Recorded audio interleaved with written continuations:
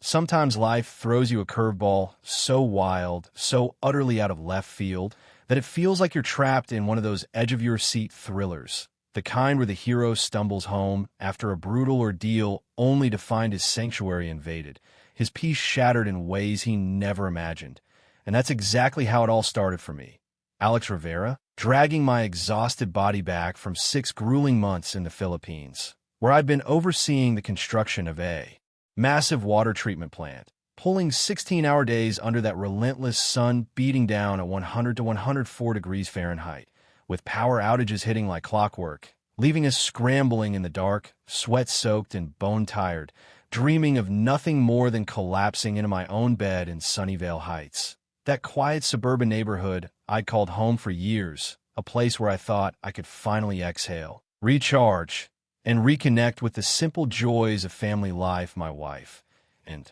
kids waiting with open arms. But oh, how wrong I was, because as I pulled into the driveway that fateful evening, my eyes locked onto something that made my blood run cold. A massive structure looming in my backyard like a thief in the night. This enormous Sunnyvale Heights community shed, sprawling across 1,200 square feet, complete with professional roll-up doors, floodlights piercing the dusk, a solid concrete foundation, full electrical hookups, and a gigantic sign proclaiming it as community property, as if it had every right to be there. Squatting on what I knew, deep in my gut, was my land, my private slice of the American dream that I'd worked so hard to secure. I stood there, frozen, my luggage forgotten at my feet, staring at this monstrosity that had seemingly materialized out of thin air while I was away, fighting through tropical storms and endless bureaucracy overseas, and the irony hit me like a punch to the stomach.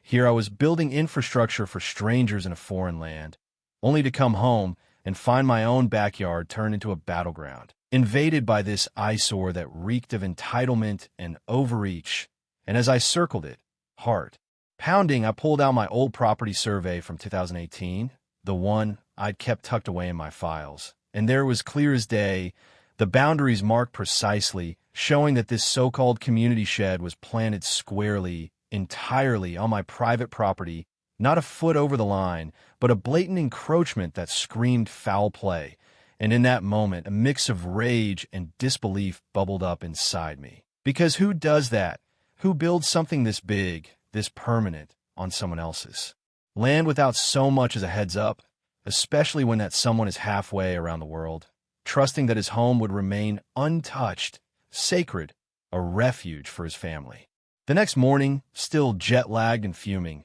I spotted a notice plastered on my front door from the Homeowners Association, or HOA as we all know them, those self-appointed guardians of neighborhood harmony that sometimes feel more like petty tyrants. And this letter boldly declared that the land in question was now designated as Common Area Parcel 7B. As if by some magical decree, it had transformed from my backyard into public domain, and I could feel the injustice gnawing at me, because this wasn't just about dirt and grass. It was about the principle, the violation of what I'd earned through years of sacrifice, saving every penny to buy this house for my loved ones, to give them stability in a world that already felt so chaotic. And with that fire ignited, I marched straight to the HOA office, demanding answers from the president herself, Karen Whitaker, a woman I'd barely interacted with before, always seeing her as that overly enthusiastic organizer of block parties and newsletter editor. But now,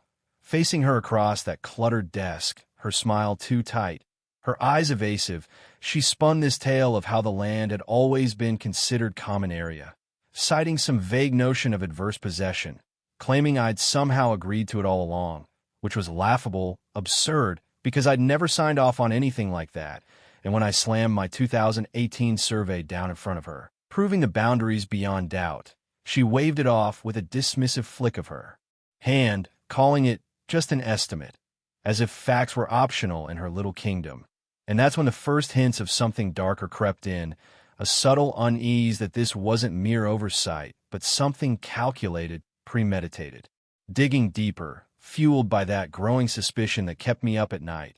replaying conversations in my head,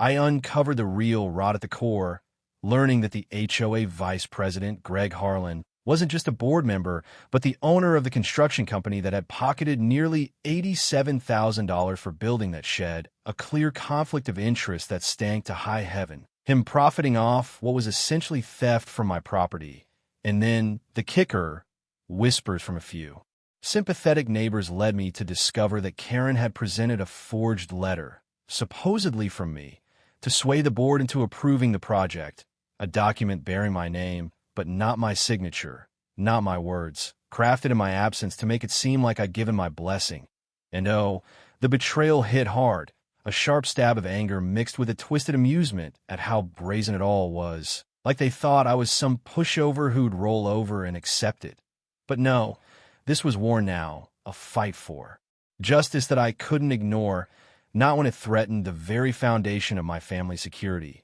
the home where my kids played, when my wife and I build our dreams, and I vowed, silently but fiercely, that I wouldn't let them get away with it, that I'd expose every layer of this deceit, even if it meant turning my quiet life upside down. As the days blurred into weeks, my resolve hardened like steel forged in fire, and I hired a professional surveyor, Elena Vargas, a no-nonsense expert with years under her belt, who came out with her equipment, measuring every inch with precision. And her report confirmed what I'd known all along, that the Sunnyvale Heights community shed was 100% on my land, deviated by 15 to 23 feet from any supposed common area, a damning piece of evidence that I clutched like a lifeline, feeling a surge of vindication mixed with the heavy weight of what lay ahead, because this wasn't going to be easy, not with Karen and Greg digging in their heels, but I pressed on, sending a certified letter demanding they dismantle the structure within 30 days or face the consequences, my words carefully chosen, my tone firm yet professional, all while inside I was a storm of emotions, worrying about the toll on my family. The sleepless nights where I'd pace the living room, questioning if I was overreacting. But no, this was about right and wrong, about standing up against bullies who hid behind bylaws and smiles. The county inspector arrived next, a burly guy named Frank, who took one look at my documents and slapped a stop-use order on the shed, barring anyone from touching it until the mess was sorted. And you could have heard a pin drop in that neighborhood chat when the news spread, but the HOA didn't back down. Oh no, they refused my request for an emergency meeting, stonewalling like pros, then tossed out insulting offer to buy an easement for a measly $15,000. As if that could erase the violation, the audacity, making me chuckle bitterly in private. Because who did they think they were, offering pennies for what they'd stolen? And when I rejected it flat out, the threats rolled in, warnings that if I dared to demolish it myself, they'd sue me into oblivion, painting me as the villain in their twisted narrative. And that's when the tension ratcheted up, my heart racing with a mix of fear and defiance, knowing I had to act to reclaim what was mine before they entrenched further. So I bit the bullet, hired a demolition crew for $12,000, and scheduled the takedown for October 29th, 2026, marking the date on my calendar like a countdown to reckoning, all while hugging my kids a little tighter, whispering assurances to my wife that we'd get through this, that justice would prevail, even as doubts whispered in the quiet moments. The morning of the 29th dawned crisp and charged with electricity, the demolition trucks rumbling up like avenging angels, their engines growling as neighbors gathered in clusters, whispering and pointing, some with coffee mugs in hand, turning my backyard into an impromptu spectacle. And I stood there, arms crossed, a knot in my stomach, half expecting peace but bracing for chaos. And sure enough, Karen Whitaker burst onto the scene like a hurricane, her face flushed, voice shrill as she screamed accusations, demanding we stop, dialing the cops with trembling fingers, threatening lawsuits that would bankrupt me. Her dramatics almost comical, if not for the real hurt in her eyes. But I held my ground, documents ready, heart thumping wildly as sirens wailed in the distance. The police arriving in a squad car, 2 officers stepping out with stern expressions, taking their time to review my survey, the stop order, the proof of ownership. And after what felt like an eternity of tense silence, they nodded, confirming it was my property, my call, no interference from them. And as the wrecking ball swung into action, tearing through that shed in a symphony of crashes and dust clouds, reducing it to rubble in just one morning, even jackhammering the concrete foundation until nothing remained but bare earth. Karen collapsed to her knees, sobbing dramatically, while the crowd splintered, some glaring at me like I destroyed their dreams, others murmuring support once they heard the full story, a twist that shifted the air, making me feel both victorious and weary, because this wasn't the end. Oh no, it was just the spark that ignited the real inferno. In the aftermath, the HOA came roaring back with a lawsuit, slapping me with demands for $127,000, claiming I'd vandalized community property and caused emotional distress. Their arrogance breathtaking, but I wasn't about to fold, countersuing for trespass, unjust enrichment, fraud, and malicious prosecution, dragging Karen and Greg into personal liability, refusing to let them hide behind the association's shield. And as discovery unfolded, like peeling back layers of an onion that stung with every reveal, we unearthed the smoking gun emails, damning messages where Karen admitted knowing about the boundary dispute but told Greg not to worry, instructing her husband, the lawyer Victor Whitaker, to draft that phony letter in my name, plotting the whole build during my absence like thieves timing a heist. And oh, the satisfaction of seeing their web unravel. Former board members like Sam, Lisa, and Mike flipping, testifying truthfully under oath, their consciences finally kicking in, leading to Karen and Greg being ousted from their positions, the new board issuing apologies and pushing for settlement. But I pushed harder, driven by the fire of righteous anger, the pain of betrayal that had simmered too long, exploding now in this legal arena where truth could finally shine. The trial in July 2027 unfolded like a cinematic showdown in a packed California courtroom, the judge a stern figure presiding over the drama. As witnesses took the stand, emails projected for all to see,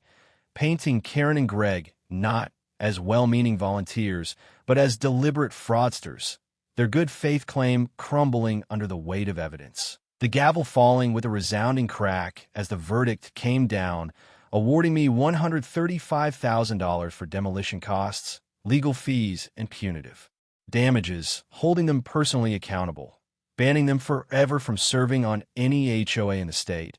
a poetic justice that washed over me like a cleansing wave, watching their faces drain of color, their empires of influence collapsing in real time. In the months that followed, the fallout was swift and merciless, Karen and Greg declaring bankruptcy, packing up and vanishing to some distant town, their reputations in tatters, careers derailed, while the HOA underwent a radical overhaul, implementing transparent processes, mandatory independent surveys, even dubbing a new policy the Harlan Rule to prevent such abuses, and the story spread like wildfire, picked up by local news, property rights advocacy groups, turning into a cautionary tale that drew emails from homeowners across the country, thanking me for fighting back, for showing that one person could stand against the tide. With the dust settled, I rebuilt a modest shed on my land, following every rule to the letter, a small victory symbolizing reclamation,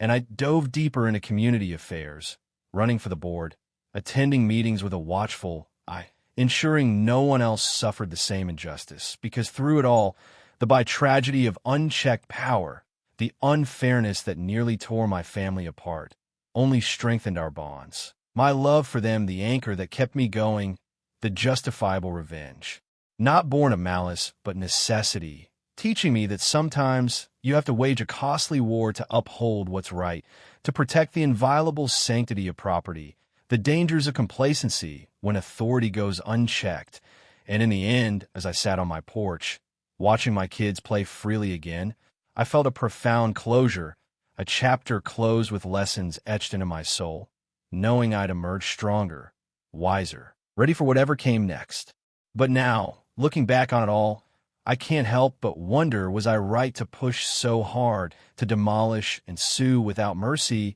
or did I cross into vengeance territory, blurring the lines of justice and retribution? And what about you? Do you think homeowners should always fight tooth and nail against such encroachments, even if it divides a community, or Is there a point where compromise serves the greater good, weighing ethics against the raw pursuit of what's legally yours?